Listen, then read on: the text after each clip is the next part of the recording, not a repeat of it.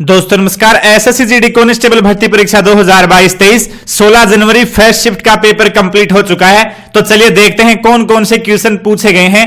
दोस्तों आपका एग्जाम नहीं हुआ तो आपका एग्जाम किस तारीख को और कहां है कमेंट बॉक्स में जरूर से बताना।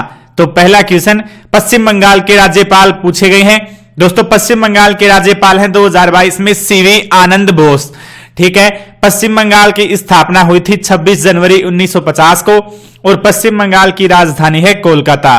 ठीक है, फिलहाल पश्चिम बंगाल के मुख्यमंत्री हैं ममता बनर्जी। तो दोस्तों यहां पे देखिए करंट अफेयर्स के जो क्वेश्चन आ रहे हैं उनमें 2022 जरूर से क्वेश्चन में जोड़ा जा रहा है। ठीक है, तो 2022 के करंट अफेयर के ऊपर आपको स्पेशल से ध्यान रखना है। अगला क्वेश्चन सौरमंडल में सबसे बाहरी ग्रह कौन सा है? तो सबसे बाहरी ग्रह है वरुण। ठीक है, इसके केंद्र में सूर्य है सौरमंडल के और सबसे बाहरी सीमा पर वरुण है। इसके अलावा जो अन्य क्वेश्चंस हैं जैसे सबसे छोटा ग्रह कौन सा है सौरमंडल का या फिर सूर्य के सबसे निकटतम ग्रह तो आ जाएगा बुध। ठीक है, बृहस्पति है वो हमारे सौरमंडल का सबसे बड़ा ग्रह है और जो मंगल ग्रह है इसको लाल ग्रह के नाम से भी जाना जाता है। तो ये भी आप याद जरूर से रखें। अगला क्वेश्चन नुआखाई कहां का पर्व है? ठीक है, तो नुआखाई पर्व है कहां का है यानी किस राज्य का है? तो उत्तर आ जाएगा उड़ीसा का है। ठीक है, ये उड़ीसा का एक प्रमुख लोक नृत्य है, लोक पर्व है। यह पर्व पश्चिम उड़ीसा के सीमावर्ती छत्तीसगढ़ में भी मनाया जाता है। ठीक है, अगला क्वेश्चन सिक्किम का नृत्य दोस्तों पूछा गया है। तो यहां पे देखिए हर पेपर में हर शिफ्ट में एक नृत्य और एक त्योहार जरूर से आ रहा है। तो सिक्किम का नृत्य पूछा गया है। सिक्किम के लोक नृत्य कौन कौन से हैं? तो चंब्रुगे, संगिनी, गेनी, सबदो या फिर सिंघनी चाम, ये है सिक्किम के लोक नृत्य। अगला क्वेश्चन लोकसभा में कुल अब तक कितनी बार चुनाव हो चुके हैं? तो दोस्तों भारत में लोकसभा के चुनाव अब तक कुल कितनी बार हो चुके हैं? उत्तर आएगा 17 बार हो चुके हैं। 17वीं लोकसभा के गठन के लिए भारतीय आम चुनाव देश भर में लास्ट टाइम 11 अप्रैल से 19 मई 2019 के बीच 7 चरणों में आयोजित किए गए थे। तो लास्ट बार चुनाव 2019 में हुए थे लोकसभा के, यानी 17वें चुनाव। ठीक है, तो अब तक 17 बार लोकसभा चुनाव हो चुके हैं। अगला क्वेश्चन 1976 में संविधान संशोधन करके संविधान में क्या जोड़ा गया था? तो दोस्तों 1976 में 42वां संविधान संशोधन किया गया जिसके तहत सवर्ण सिंह कमेटी की सिफारिश के आधार पर 10 मौलिक कर्तव्य संविधान में शामिल किए गए और संविधान में 3 नए शब्द भी शामिल किए गए थे इसी के साथ ही। लेकिन आंसर आ जाएगा 10 मौलिक कर्तव्य। और दोस्तों ये आपातकाल के टाइम पे जोड़े गए थे। जब ये 10 मौलिक कर्तव्य जोड़े गए तो इंदिरा गांधी की सरकार थी और देश में आपातकाल लगा हुआ था। ठीक है, आपका अगला क्वेश्चन जलियांवाला बाग हत्याकांड का क्वेश्चन पूछा गया है। तो दोस्तों जलियांवाला बाग हत्याकांड कब और कहां हुआ?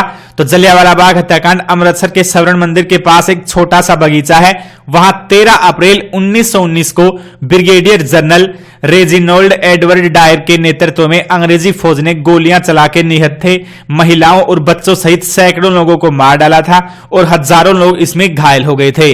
और दोस्तों यहां पे आजादी के आंदोलन में ये जो आपका जलियांवाला बाग हत्याकांड की घटना थी ये यहां पे पूरे देश के अंदर एक अलग ही सबक लेके आई।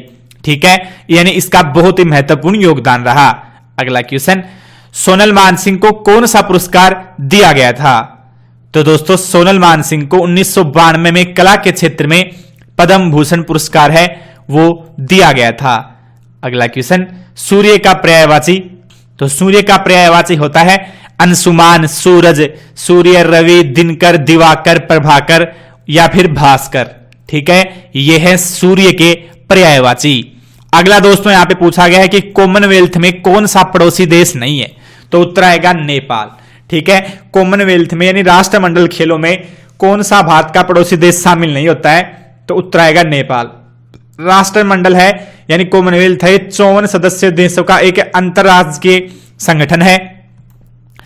मालदीव राष्ट्रमंडल का 54वां सदस्य देश बना है और 28 अप्रैल 1949 को 8 देशों ने मिलकर आधुनिक कॉमनवेल्थ की स्थापना की थी। ये देश थे यूनाइटेड किंगडम, ऑस्ट्रेलिया, भारत, दक्षिण अफ्रीका, कनाडा, श्रीलंका, न्यूजीलैंड और पाकिस्तान।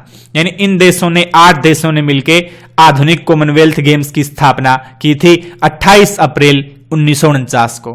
ठीक है दोस्तों, अगला क्वेश्चन यहां पे हिंदी का है। घोड़े बेचकर सोना मुहावरे का अर्थ क्या है? तो दोस्तों घोड़े बेचकर सोना, इसका अर्थ होगा निश्चिंत होना। ठीक है, घोड़े बेचकर सोना आम बोलचाल में भी यहां पे मुहावरा काम में लिया जाता है, तो इसका मतलब होता है निश्चिंत होना। ठीक है, यहां पे दोस्तों हिंदी में जो आपके मुहावरे और लोकोक्तियां आ रही हैं वो ऐसे आ रहे हैं जो हम दैनिक बोलचाल की भाषा में भी अक्सर सुनते ही रहते हैं। ठीक है, यानी बहुत ज्यादा गहराई से या बहुत ज्यादा हार्ड मुहावरे या लोकोक्तियां नहीं पूछ रहा है, और ऐसा ही पर्यायवाची शब्द और विलोम शब्द के साथ में भी है। दैनिक जीवन में जो शब्द काम में आते हैं, जो हम बोलते हैं, वही मुहावरे पूछे जा रहे हैं ज्यादातर। ठीक है, अगला क्वेश्चन, अगला यहां पे है भारत में जीएसटी कब लागू हुआ था।